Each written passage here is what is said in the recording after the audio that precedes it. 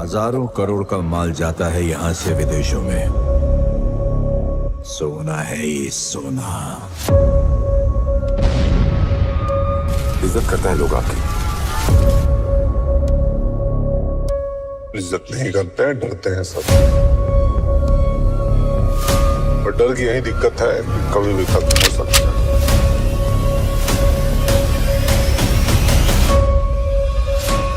Underworld की दुनिया में अब तक बहुत सारे बड़े से बड़े गैंगस्टर्स देखे गए। उनमें से कुछ जाने गए अपने नाम से, अपने काम से, अपने खौफ से, और कुछ जाने गए अपने दिमाग से। और उन्हीं में से एक था मन्ना सुरवे। मन्ना सुरवे की सोच ना बाकी के गैंगस्टर से काफी अलग थी, और अपने इसी अलग तरह की सोच की वजह से अंडरवर्ल्ड में ना उसने अपना बहुत बड़ा नाम बनाया। मन्ना सुरवे साल 1944 में ही मुंबई में अपने माता पिता के साथ आकर रहने लगा। मन्ना ने कीर्ति कॉलेज से अपनी ग्रेजुएशन खत्म की है। मन्ना को पहले से ही अंडरवर्ल्ड में इंटरेस्ट था।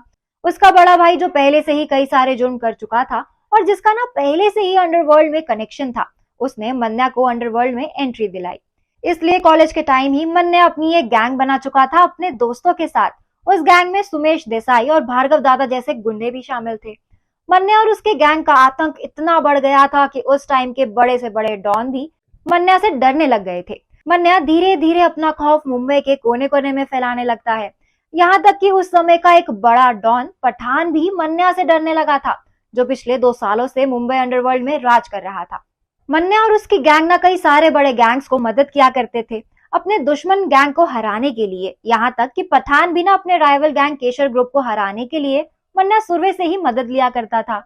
उन दिनों मन्ना इतना मशहूर हो गया था कि अंडरवर्ल्ड का बड़े से बड़ा ग्रुप मन्ना से मदद लेने के लिए आता था। मन्ना अपने टाइम का पहला पढ़ा लिखा और हिंदू गैंगस्टर था। यहाँ तक आते आते मन्ना का गैंग काफी बड़ा हो चुका था, जिसमें शेख मुनीर, विष्णु पाटिल और उदय जैसे गैंगस्टर शामिल हो चुके थे। एक मर्डर के जुर्म में मन्ना सुरवे को उम्र कैद हुई थी और मन्ना जेल के अंदर जाके पहले से भी ज्यादा खतरनाक और पावरफुल हो गया था। मानो जैसे वो जेल के अंदर ना अपनी सजा काटने नहीं, बल्कि वहां पर कैसे एक पावरफुल गैंगस्टर बना जाए उसकी ट्रेनिंग लेने गया हो। मन्ना जेल के अंदर भी अपना आतंक ना बढ़ाने लगा और धीरे धीरे करके मन्ना का दबदबा जेल के अंदर भी बढ़ गया और जेल के अंदर भी सारे अपराधी ना मन्ना से डरने लग गए थे। मन्ना ने जेल के अंदर भी अपना एक गैंग बना लिया था। वो जेल के अंदर दूसरे गैंग मेंबर्स को ढूंढ के उनके साथ मारपीट करने लगा था। मन्ना के जेल में बढ़ते हुए इस आतंक को देखकर ना मन्ना को रत्नागिरी जेल में ट्रांसफर कर दिया गया। लेकिन वहां पर भी मन्ना की जो बदमाशियां थी ना वो कम नहीं हुई, बल्कि और ज्यादा बढ़ गई। मन्ना रत्नागिरी जेल में भूख हड़ताल करने लगा, जो 20 दिनों के लिए चला। और इन 20 दिनों में मन्ना ने ना अपना भारी वजन घटाया और उस वजह से उसे तेज बुखार आ गया था। फिर उसे हॉस्पिटल में एडमिट करवा दिया गया था और इसी का फायदा उठाते हुए मन्ना पुलिस को चकमा देकर जेल से फरार हो गया और सीधा मुंबई आ गया। फिर एक नए गैंग की शुरुआत की। मुंबई आकर वो अपनी फैमिली के पास जा सकता था, लेकिन मन्ना मुंबई आते ही ना अपना एक नया गैंग बनाने लग गया और काफी चालाकी और सोच समझकर अपने गैंग में ना लोगों को शामिल करने लगा। इस गैंग के साथ मन्ना ने अपनी पहली डकैती 5 अप्रैल 1980 को की थी, जिसमें उसने एक एम्बेसडर कार चोरी की थी। रत्नागिरी जेल से फरार होने के बाद मन्ना ने मुंबई में आकर ना एक फ्लैट ले लिया और वहां पर रहते हुए अपनी सारी बदमाशियां करता था। और धीरे धीरे मन्ना दोबारा मुंबई अंडरवर्ल्ड में अपना नाम बनाने लगा। मन्ना को पढ़ाई का भी बहुत शौक था। वो क्राइम पर बेस्ड किताबें पढ़ा करता था। वो उन्हीं किताबों में लिखे हुए तरीकों से ना क्राइम किया करता था। मन्ना का क्राइम करने का तरीका जो था वो बाकी सारे गैंगस्टर से काफी अलग था।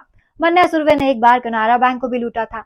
मन्ना सुरवे का आतंक मुंबई भर में बढ़ने लगता है और मन्ना मुंबई का मोस्ट वांटेड डॉन बन जाता है। लोग उससे डरने लगे और यहाँ तक उसने पुलिस वालों को भी नहीं छोड़ा। एक बार उसने एक पुलिस वाले के पेट में ना छुरी घुसाकर उसका मर्डर कर दिया था।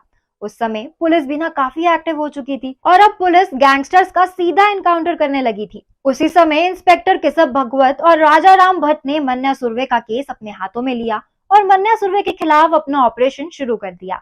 पुलिस धीरे धीरे बड़े बड़े गैंगस्टर का सफाया करने लगी और उसी से घबराकर मन्ना ना मुंबई छोड़कर किसी दूसरी जगह पर चला गया।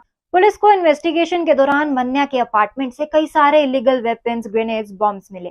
आखिरकार साल 1982 में महाराष्ट्र पुलिस के एक एनकाउंटर में ना मन्ना सुरवे की मौत हो गई। मन्ना जैसे इतने बड़े गैंगस्टर की असली पावर ना उसकी अलग तरह की सोच थी, जिसने उसे मुंबई का इतना बड़ा गैंगस्टर बना दिया और उसके बढ़ते आतंक और पावर से बाकी के माफियाज भी ना परेशान हो गए। और ये भी माना जाता है कि दाऊद ने ही पुलिस को ना मन्या को मारने की टिप दी थी।